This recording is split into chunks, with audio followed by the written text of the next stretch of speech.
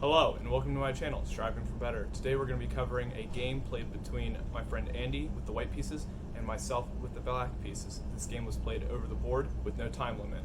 To open this game we had a Queen's Gambit Decline into a Catalan. The theme of this game was me fighting from behind, but I still think creating some interesting chances for counterplay, which includes me trading my queen for two of his rooks. A little background, Andy is a very good friend of mine that I've worked with now for several years, and he is solidly better than me in chess, so a majority of our games involve him outplaying me and then me either winning on time or not at all. Alright, without any further ado, let's get into the game.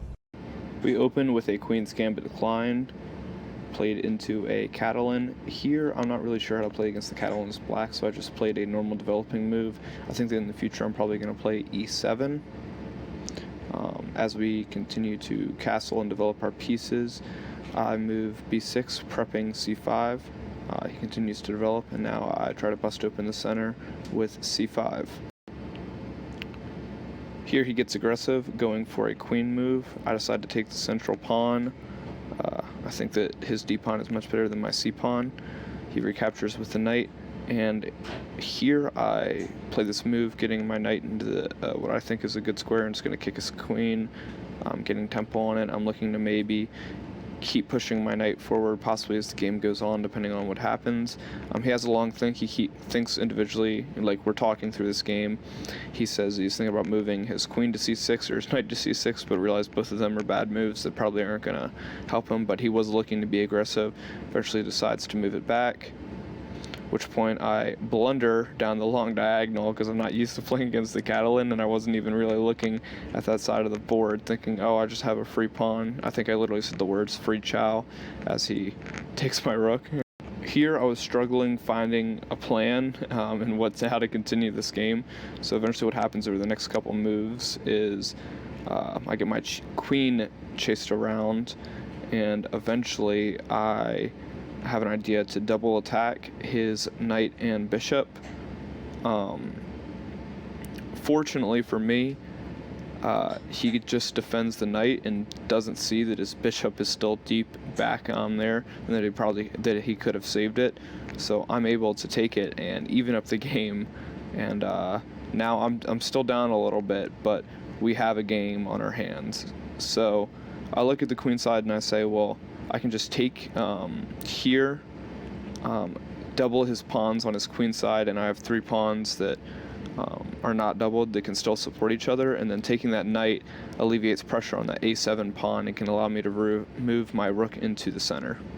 So now I'm thinking about how to get my pieces in the game and try to get some, use the knights to try to fork his rooks and his queen.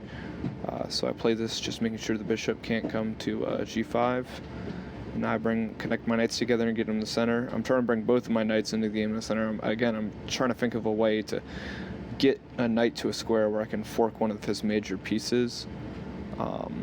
He takes the free pawn, and now I see this as an opportunity to bring my rook into the game, but he plays this move, and here I think for a while about it, and I decide to choose a pretty aggressive move. I know that I'm down at this point, and this trade was pretty much the only way I could think of maybe giving myself a chance, just there being like two knights and a rook versus a queen and a bishop might give me like somewhat of a chance if I just, traded the rooks. I didn't really like my chances there, so I figured that I might as well just make it really dynamic in a different position as possible, and it might give me some hope. But the short answer is no, it didn't, because very shortly here he moves his king out of check. I get aggressive again. Unfortunately, this move gives him the ability to force my king to h7, and then he forks my knight and my king, so I have to move a knight to block on e4. It appears that the engine says I picked the wrong one, but I was in a real crunch for time, and here I thought for a really long time after he played f3, and I saw no way of winning other than just playing hope chess, which I know you shouldn't do. I always say don't play hope chess, but I hoped that he would blunder and take with the pawn after this move. because if he does, wasn't played. This is just me showing you. I can fork the king and queen and be in a winning position, but that doesn't happen because Andy's a good player and he takes with the queen. And at this point, I resigned. I resigned because I knew I was going to lose at this point, but I really hoped it was going to work, and it did not. But it was a pretty exciting and fun game to play. There was a lot of tension over the board as we were looking at things, especially with trading the queen for 2 rooks, and then this last desperation move of Hope. He said he didn't even see that. He thought that I was just trying to go for his bishop. He didn't see the fork between the king and the queen, but he played the right move anyway, and was able to come out on top. Even though I lost, I still think it was a very fun game to play over the board with a lot of tension at certain points and still some winning chances even though I was down. I'd like to thank you for watching, and hopefully you'll be joining me again for some more chess analysis videos.